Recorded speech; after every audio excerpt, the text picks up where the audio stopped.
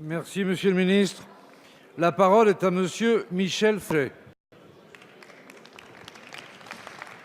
Monsieur le Président, mes chers collègues, ma question s'adresse à Madame la ministre des Sports.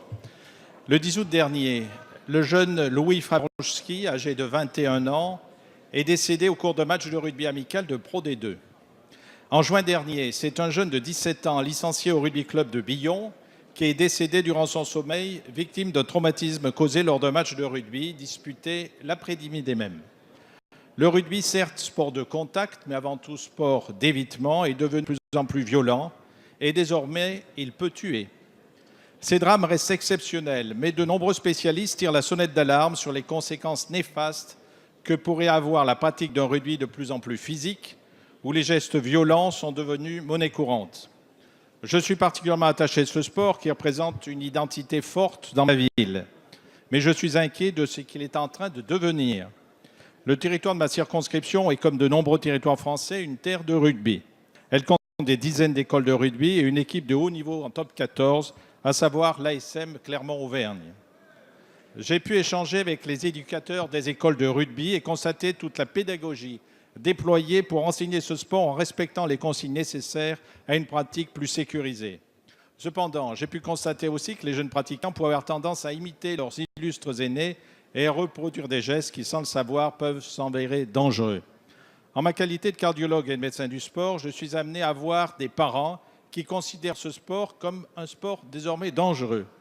Ils sont nombreux à hésiter à inscrire leurs enfants dans les écoles de rugby et sans une évolution des mentalités et des pratiques, nous serons confrontés à une diminution significative du nombre des licenciés.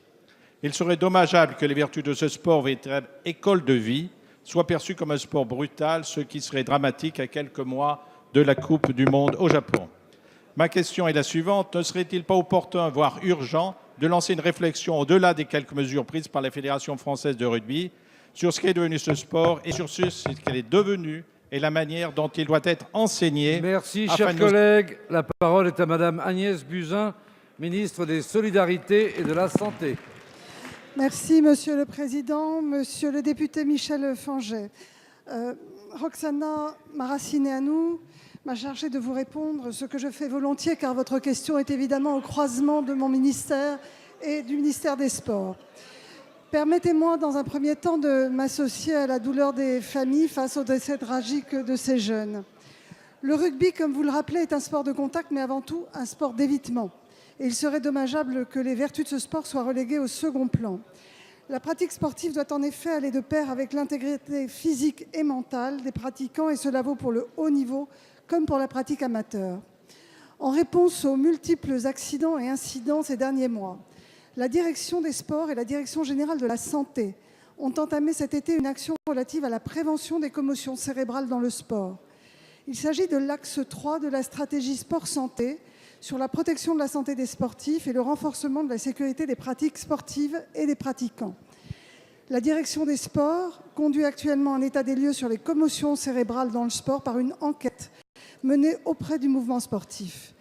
Dans un second temps, il sera proposé de partager les résultats de cette enquête avec le mouvement sportif, des experts médicaux et la Direction générale de la santé afin de mettre en œuvre des mesures de protection. Nous souhaitons également une harmonisation des procédures de détection et de prise en charge.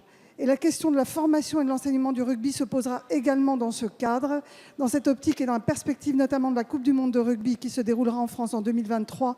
Soyez assurés que tous les acteurs seront associés à cette réflexion. Je vous remercie. Merci, madame la ministre. La parole est à monsieur Alain David. Ma question s'adresse à monsieur le Premier ministre. Jeudi 4 octobre prochain, nous célébrerons les 60 ans de notre Constitution et je rappelle que le Président de la République est le principal garant du respect de ce texte fondateur.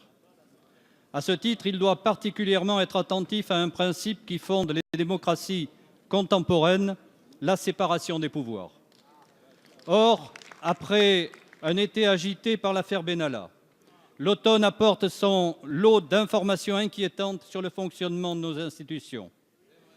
Entre l'audition incongrue des candidats au poste de procureur général de Paris et les tentatives d'intervention de l'exécutif sur ce processus de nomination, il semble que le président ait tenté de s'immiscer dans le choix de ce magistrat.